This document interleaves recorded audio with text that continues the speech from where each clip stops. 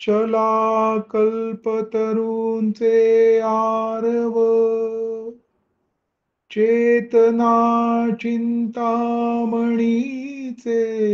गाव, बोलते जे अर्णव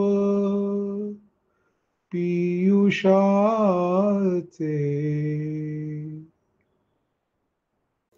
हरिओम.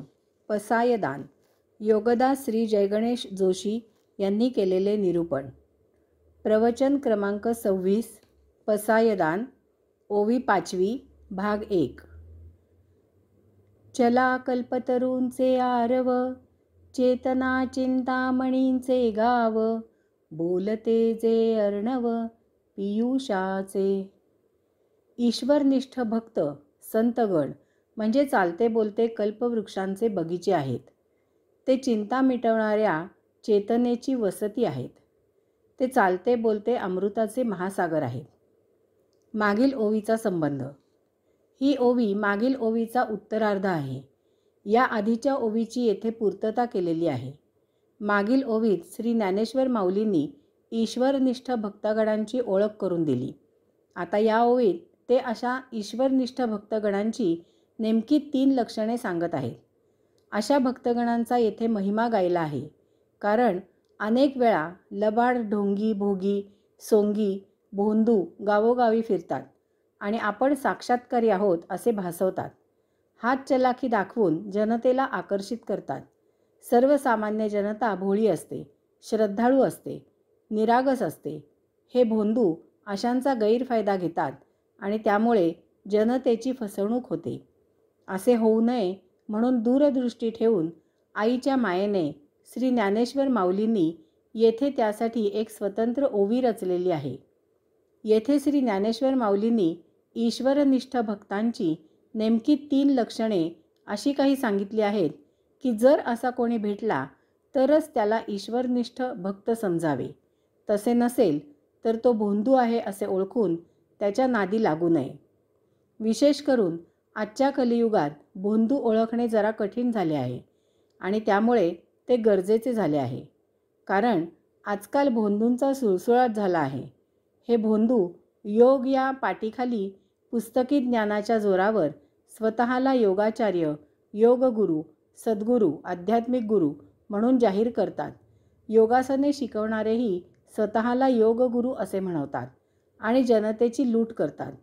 विमाने उडवत जगभर हिंडतात. राजकारणात सहभागी होतात. योग्याने ज्यापासून दूर राहावे असा आध्यात्मिक दंडक आहे. नेमक्या त्याच पैसा, प्रसिद्धी, प्रतिष्ठा याच्या मागे लागतात.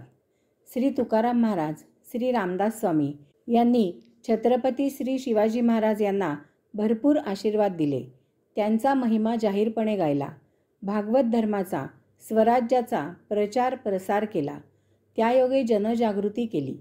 त्यासाठी श्री रामदास स्वामींनी गावोगावी गोसावी पाठवले. परंतु हे महान संत कधीही छत्रपती श्री शिवाजी महाराजांच्या दरबारी हजर झाले नाहीत. तसेच महाराज त्यांना भेटायला फार तर 1-2 वेळाच गेले आणि तेही आशीर्वाद घेण्यापुरतेच. आजकाल राजदरबारी तथाकथित संधी साधूंची गर्दी पाहायला मिळते. यात या भोंदूंना राजमान्यता मिळते आणि राजकारण्यांना आध्यात्मिक मान्यता मिळते. मधल्यामध्ये जनता भरडली जाते, फसवली जाते. योग याबद्दल जगात गैरप्रचार होतो. कधीही भरून येणार नाही असे योगविद्येचे नुकसान होते. महान साधू संतांनी योगधर्म म्हणजे काय ते जनतेला परखडपणे सांगितले. लोकांना काय मानवते, लोकांना काय आवडते, लोकांना काय रुचते याचा मतलबी विचार करून धूर्तपणे योगाची तत्त्वे बदलली नाहीत आणि शिथिलही केली नाहीत. त्यांनी ठासून सांगितले की योग हा असा असा आहे. त्याचे आचरण करायचे असेल तर तुम्हाला हे असेच करावे लागेल. त्यासाठी त्यांनी पंडितांच्या पोथ्या पुराणातून संस्कृतमध्ये अवडंबर करून ठेवलेला अध्यात्म मार्ग बाहेर काढला. तो मातृभाषेत कथन केला. सर्वसामान्य जनांना आचरण करायला आणि त्यांना चटकन पटेल अशा अत्यंत सोप्या भक्तिमार्गाची त्याला जोड दिली. हे न जमणाऱ्यांसाठी यात त्यांनी कसलीही तडजोड करून त्याचा धंदा केला नाही. कारण हे महान साधुसंत पैसा, प्रसिद्धी, प्रतिष्ठा याला लालचावलेले नव्हते. योगधर्म जसा आहे तसाच त्यांनी तो लोकांच्या गळी उतरवला. आजकालचे तथाकथित योगगुरू आंतरराष्ट्रीय जगन्मान्यतेच्या हव्यासाने राजमान्यता मिळवून राष्ट्रीय संत होण्यासाठी आशाळभूतपणे सरकार दरबारी खेटे घालतात. राजकारणात सक्रिय होतात, त्यात सहभागी होतात. राजकारणीही आपण धार्मिक आहोत हे दाखवण्यासाठी, प्रसिद्धीसाठी अशांच्या पाया पडायला धावतात. योगगुरूंबरोबर फोटो काढून वर्तमानपत्रामधून छापून आणतात. हे असे योगगुरू पैसा, प्रसिद्धी, प्रतिष्ठा यासाठी घाऊक संख्येने शिष्य जमवायच्या नादात योगतत्वांना तिलांजली देतात. अध्यात्माचा बाजार भरवतात. ध्यानसाधनेच्या नावाखाली काय तो नंगा नाद चालतो. त्याला काही मर्यादा, ताळतंत्रच नाही. योगप्रिय नव्हे तरी उत्सवप्रिय मंडळी अशा ठिकाणी गर्दी करतात. नाटक सिनेमाला, नाचगाण्याला, खाद्यपदार्थांच्या महोत्सवाला जशी गर्दी करतात, ध्यानसाधनेच्या नावाने तशीच गर्दी येथेही करतात. पैसे उडवून मौज खरेदी करणे हाच एकमेव प्रधान हेतू असतो. त्यामुळे परमपवित्र अशा योगविद्येचे विडंबन होत आहे.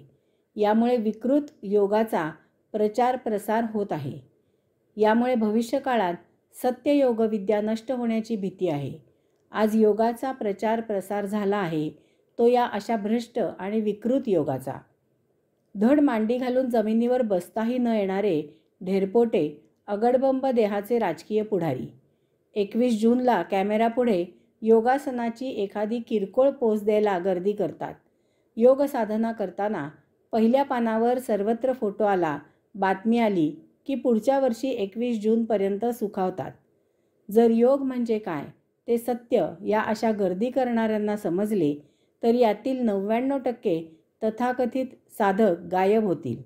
त्यांचे ते बेगडी योगगुरू तोंड काळे करून पसार होतील. कारण ते त्यांच्या छानछोकी आयुष्याला मानवणारे नाही. You know I do yoga, I go for yoga, I like सत्संग, आय एम अ संन्यासी ऑफ फलाणा स्वामी, दगड माती धोंडे. सन 2015 पासून 21 जून हा जागतिक योग दिन म्हणून साजरा होत आहे. याचा परम आनंद आहे. परंतु याचबरोबर योगाधिराज पातंजलींना अपेक्षित अशा योगाचे मार्गदर्शन व्हायला हवे. आताचा योगाचा बाजार बंद झाला पाहिजे आणि हे विडंबन थांबले पाहिजे. लोकांनीही आपणहून योगाधिराज पातंजलींचा अपेक्षित असा योग समजावून घ्यायला पाहिजे. त्यासाठी योग्य गुरु शोधून त्याचे मार्गदर्शन घ्यायला पाहिजे. त्याप्रमाणे साधना, उपासना करून, आचरण करून स्वतःचा आत्मोद्धार करायला पाहिजे. योगाधिराज पातंजल योगसूत्रांचा अभ्यास करणे, त्याप्रमाणे आचरण करणे ज्यांना शक्य नाही त्यांनी या वाटेला येऊ नये. यामुळे निदान योग या विषयाबद्दल जो चुकीचा प्रचार प्रसार होत आहे त्याचे विडंबन होत आहे ते तरी थांबेल. यासाठी श्री ज्ञानेश्वर माऊलींना अपेक्षित अशा ईश्वरनिष्ठ भक्तगणांची गरज आहे. त्यांची लक्षणे जनतेने जाणून घ्यावीत आणि असा ईश्वरनिष्ठ भक्त संत शोधून त्याच्याकडून मार्गदर्शन घ्यावे. अशाला गुरु करावे. आतापर्यंतच्या निरूपणात सांगितल्याप्रमाणे भलत्या सलत्याच्या नादी लागू नये. श्री ज्ञानेश्वर माऊलींना अपेक्षित असा ईश्वरनिष्ठ भक्त संत नेमक्या शब्दात सांगायचा म्हणजे जो कल्पतरू म्हणजे योगद्वारे चेतना चिंतामणी म्हणजे परमचेतना प्राप्त करून अर्णव पीयूषांचे म्हणजे अमृत होण्याचा मार्ग दाखवतो तो. म्हणजेच योगद्वारे चेतना प्रज्वलित करून अमृत होण्याचा मार्ग दाखवतो तो ईश्वरनिष्ठ भक्त होय. ईश्वरनिष्ठ भक्त संत याची कमीत कमी शब्दात व्याख्या सांगताना जरा क्लिष्ट झाली आहे. परंतु आता आपण पुढील प्रवचनांमधून कल्पतरू, चेतना चिंतामणी, अमृत याचे सविस्तर निरूपण करू. म्हणजे हे सर्व समजायला सोपे होईल. हरिओम.